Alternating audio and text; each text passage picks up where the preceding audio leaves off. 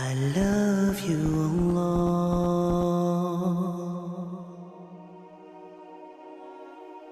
When it comes to faith, all of us will recognize that over time, faith wears out. It doesn't take a hadith for you to recognize that, because you might remember a time where you felt really close to Allah, and then now you feel like you're distant from Him, and you feel like you've gone back on some of the things that you were able to attain, and you start wondering what happened, right?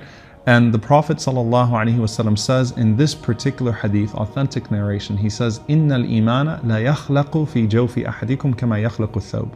He said that faith wears out in your hearts the way that your garments would wear out. Now think about this. If you throw your garment into the washing machine over and over and over again, it starts to lose its color, right? You bought it new, and even if you're taking care of that garment, it starts to lose its color just by the amount of washing that it goes through. So the Prophet ﷺ is saying it's natural that your faith is going to wear out, the same way that your garments would wear out. And here's the thing about your Iman. It may be one color, or it may be that it was strong because of a particular incident that happened to you in life, or some sort of occurrence, or something that really touched you at that particular moment. And maybe what's going to renew it is something entirely different, because Allah subhanahu wa ta'ala has opened many doors for us to be reminded of Him and to have our faith renewed. So the Prophet ﷺ continues in this hadith, and he gives us the first place we should go to. He says, فَاسْأَلُوا اللَّهَ تَعَالَى. He says, ask Allah subhanahu wa ta'ala, and يُجَدِّدَ إِيمَانَكُمْ, that Allah subhanahu wa ta'ala would revive your faith, that Allah would renew your faith.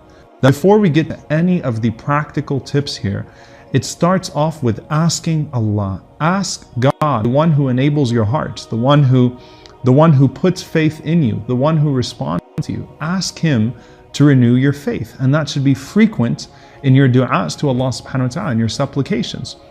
So while you're praying for, a new job, while you're praying for, some sort of sustenance in this world, while you're praying for something to happen to you, for a new car, for God to ease the path of something for you, don't forget to constantly ask Allah to renew your Iman, because your faith is your greatest blessing. It's your most precious asset. If that is gone, then everything else is to no good, is not going to benefit you in any way. If it is strong, then everything else of this world can be bore. So the Prophet ﷺ says, ask Allah subhanahu wa ta'ala, فَاسْأَلُوا, ask Allah and يُجَدِّدْ إِيمَانَكُمْ, that He would revive your faith. Abdullah bin Mas'ud radiallahu anhu gives us a supplication, and I want you to memorize this supplication on the basis of this hadith. He used to say, Allahumma zidna imanan wa yaqinan wa fiqha. Allahumma zidna imanan wa yaqinan wa fiqha. O Allah, revive us in our faith, in our certainty, in our understanding.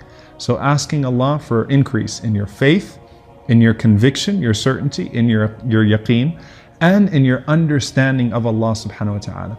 Anytime you come across a dua which talks about this increase, which talks about Allah subhanahu wa ta'ala enabling you. So for example, the best dua that Imam bin Taymiyyah rahimahullah mentioned is the dua, the supplication the Prophet ﷺ taught Mu'adh as he sent him off to Yemen. Allahumma inni ala dhikrika wa shukrika wa husni ibadatik. Oh Allah, enable me to properly remember you and to thank you and to worship you. And he said, because you're asking the enabler to enable you. Ya muqallib al-qulub, thabbit qalbi ala dinik. O turner of hearts, make my heart firm. When you ask Allah subhanahu wa ta'ala to purify your soul, ask the enabler to enable you. Ask the one who can truly purify to purify you. Ask of Him subhanahu wa ta'ala.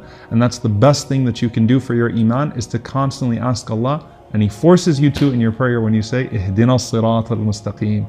Guide us to the straight path every single time you recite the opening chapter. So again, the dua is, Allahumma zidna imanan wa yaqinan wa fiqha. Oh Allah, increase us in faith, in conviction, and in understanding. Allahumma ameen. See you all next time, inshallah. Assalamu alaikum wa rahmatullahi wa barakatuh.